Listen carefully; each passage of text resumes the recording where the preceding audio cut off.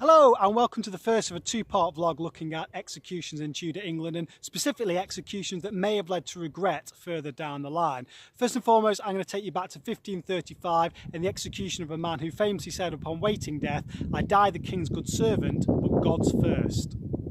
What we'd all give to have Henry's innermost private thoughts on the execution of Thomas More. What makes More's execution an altogether different and more complex proposition to the vast majority of executions ordered by Henry is that in this case, I really do believe that Henry didn't want to execute his former Lord Chancellor. He was simply forced into a corner through to More's sheer intransigence, really.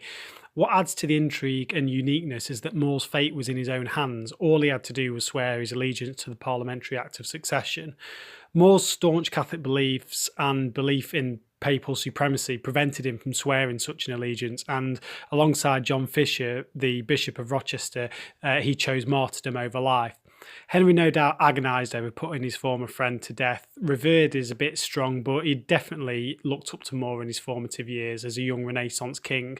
Indeed, More had even ghostwritten, or at the very least assisted heavily in Henry's The Defence of the Seven Sacraments in 1521, which was in response to Martin Luther's increasing influence in mainland Europe. That resulted in Henry being bestowed by the Pope the title of Defender of the Faith, which is a title that's still used by the monarchy to this day. There are many first-hand references that point to a sincere mutual admiration between Henry VIII and Thomas More, and indeed following the coronation of Henry and Catherine of Aragon in 1509, More triumphantly wrote that "This day is the end of our slavery, the fount of our liberty, the end of sadness, the beginning of joy. Such a king will wipe the tears from every eye and put joy in the place of our long distress." Yet by 1535, the days of predicting halcyon days under Henry and a relationship that had once flourished were long gone, and Thomas More was sent to the block on the 6th of July. And at that moment that he was executed, his place in history was secured. I'm always really fascinated to know how Henry really felt about this. In the BBC adaptation, The Tudors, we see a king unbelievably ill at ease, wrestling with his conscience.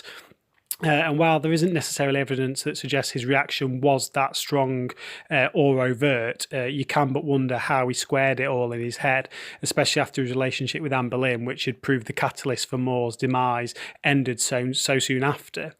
On his deathbed, Henry is said to have believed that Christ in all his mercy would, and I quote, "pardon me of all my sins, yea, they were greater than they can be." This statement's the most profound and fascinating thing I've ever read on Henry. With death near and presumably fearing the imminent judgment of God, we see Henry at his most vulnerable and honest. Just what were the sins that Henry was referring to? That were by his own admission so great? Maybe, just maybe, the execution of Thomas More was one of them. Thomas Cromwell, like his master before him, Cardinal Thomas Wolsey, had risen at an unprecedented rate under Henry, given his low-born status. Influential, pivotal even to the downfall of Anne Boleyn and the dissolution of the monasteries, Master Secretary, as he had become known, had been in the ascendancy for a decade or so, but by 1540 he was rapidly falling from favour. Implicated in the shambles that was Henry VIII's marriage to Anne of Cleves, loathed by the commoners and even more so by his peers who resented him rising so high from such a low base, his many enemies circled and he was arrested for treason. Despite years of diligent service and his obvious talent, work ethic and ability, Henry callously snubbed his literal calls for mercy in a letter written from the Tower of London, and he was duly executed on the 28th of July, just months after being given the title of the Earl of Essex by the King. Evidence suggests that this was one of the rare executions that Henry did publicly accept he regretted. He's supposed to have lambasted his council for conspiring against Cromwell when it soon became clear that he had left a massive void in the running of state affairs, and 8 months later a French ambassador wrote about Cromwell's conspirators that under pretext of slight offences which he had committed, they had brought several accusations against him, on the strength of which he had put to death the most faithful servant he had ever had. Now, I think Henry genuinely did regret having Cromwell executed. If you think about it, he had always had a highly capable person to depend on. He'd had Wolsey, and that void was almost immediately filled by Cromwell. Once Cromwell had gone, there was simply no one individual to step up to the plate with such ability as Cromwell had done following his former master's downfall. That said, I don't think we should kid ourselves that there was any sentiment involved here. Henry may have regretted it, but only from a practical perspective. Eldest brother of Jane Seymour, Henry VIII's third wife, and uncle to the new king, Edward VI, Edward Seymour's position was a pretty solid and enviable one upon Henry VIII's death in 1547.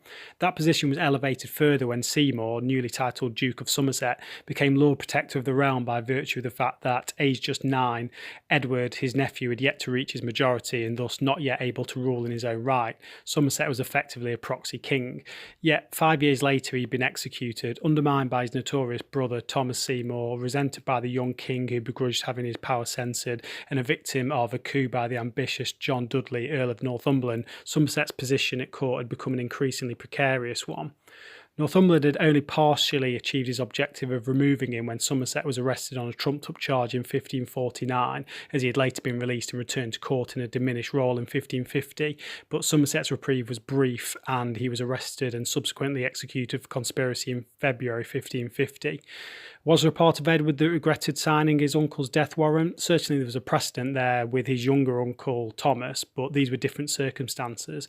Edward hadn't orchestrated Somerset's downfall, but he had given his approval. His diary, written in his own hand, shows a chilling, matter-of-fact attitude towards his uncle's execution, especially for one so young. In it he simply writes, "The Duke of Somerset had his head cut off upon Tower Hill between 8 and 9 o'clock in the morning." So it appeared there was little regret then, but then this was a 15-year-old boy condemning his own uncle to death. In Alison Weir's Children of England, the heirs of Henry VIII, however, a slightly different side of Edward comes across. In it, Weir writes, "Northumberland put pressure on King Edward to sign Somerset's death warrant, but the boy was reluctant to send his uncle to the block, confiding in the French ambassador his hopes of preventing the execution. Edward was not yet his own master, however, and Northumberland prevailed." So maybe not so cut and dry after all. Maybe the execution of Edward Seymour was a source of regret for the young king. Whether this would have come to light at a later date, we'll never know. Just 18 months later, the young king himself was dead, heralding the most dramatic power struggle of the Tudor dynasty. So there you go, 3 Tudor executions that may have led to regret. It's the Thomas More one that I find most fascinating. I'd love to know what Henry truly did think about the execution of More, both at the time and later down the line. That's the first 3. Coming up, we'll have executions that the monarch may have lived to regret in the reigns of Mary I and Elizabeth I. If you've enjoyed this and you'd like to see more of this, please do feel free to subscribe to my YouTube channel. It'd be great to have you on board.